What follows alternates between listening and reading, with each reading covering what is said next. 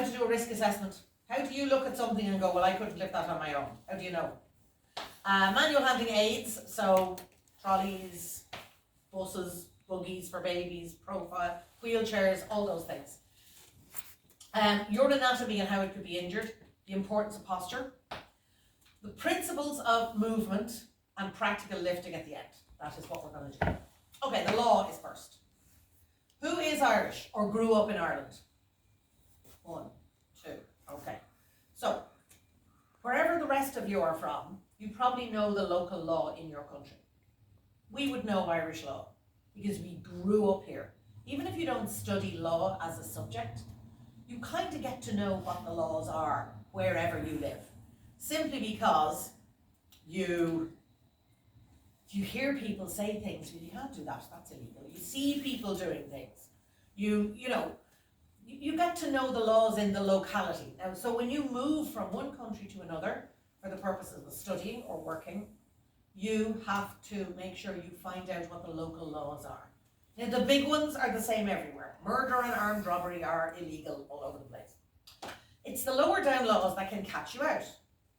Employment law and health and safety law are the most important ones to find out about when you're going to move country to go and work.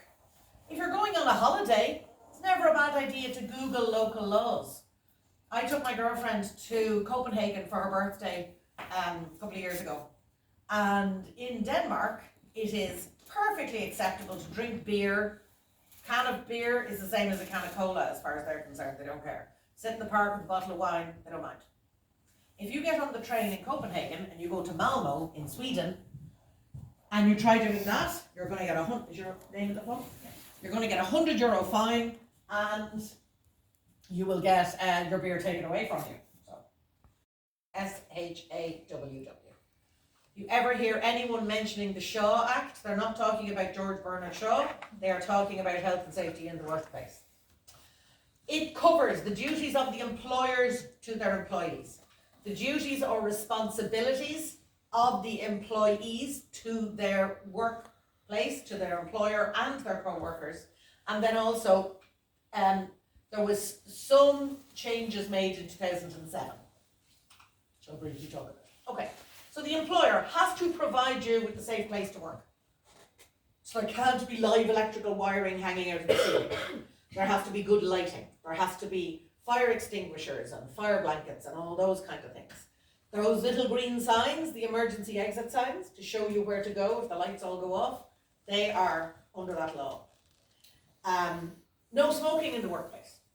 For the first 20 years of golf, that's not a safe piece of equipment for you to be pushing that trolley with. They should provide PPE. Does anyone know what PPE stands for? Any idea? It stands for personal protective equipment. Now, most jobs do not have PPE. Some jobs have lots of PPE. Healthcare's PPE is all disposable. Masks, gloves, aprons.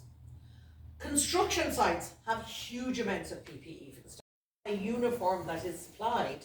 Don't go wear the skinniest jeans that you can't bend down in, or high shoes.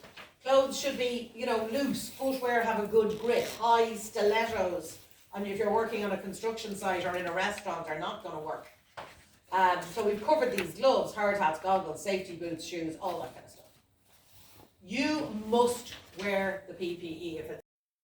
No, nobody ever drops anything on their foot. I'm not going to wear the safety shoes, I'll just wear runners. And then you drop something on your foot, you're not insured. Fire marshal. Who is the person who knows how to do first aid? Every company has to have a first aider, a fire marshal, somebody who's in charge of what happens when stuff goes wrong.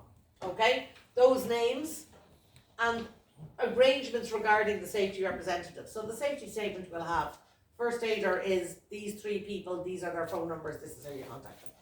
You have to cover. Where is there an AED? Oh my God, the thing for jumpstarting your heart. I know these things, I'm a first aider. Jesus, the resus units. Anyway, the clear, those things. Why can I not remember? Anyway, for making sure the workplace is safe, You're responsible as well for your own safety, for the safety of the building and your co-workers. So if there's signs saying do not leave items on the staircase, don't leave stuff on the stairs. You know, it's pretty simple. If you're asked to do something, cooperate. If it's a safety thing. If there's training, go to it. Stay awake. If I see anyone falling asleep, I'm going to turn the air conditioning on and make the room freezing cold. And I'm Irish and I don't feel the cold. I don't own a coat. So I genuinely don't own a coat. I have a pair of gloves and a high-vis jacket for cycling. That's it, but it's plastic and totally no heat. Use the equipment that you're given correctly. So if you're told to collect a box of wine on the trolley, don't go running down the corridor and jump on the trolley and go like, whee! That's what your equipment is for. If you're supposed to wear PPE, wear it. If a piece of equipment is defective, your responsibility is to report it. It's really important. So if you see a piece of equipment where,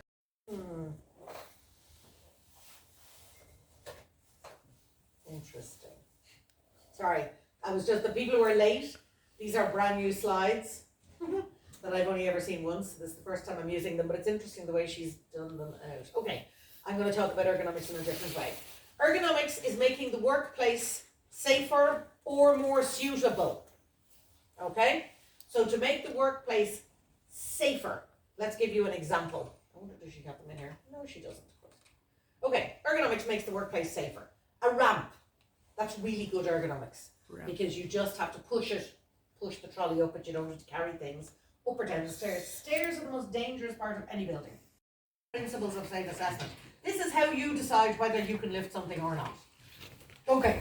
Do you have to hold the object at a distance from your trunk, which is this part of your body? Do you have to bend or twist? Is there a risk of a sudden movement, like there could be instability in it, something in it that's moving around, or liquid? Does it require, do you have to carry it for long distances? Do you have to keep repeating it?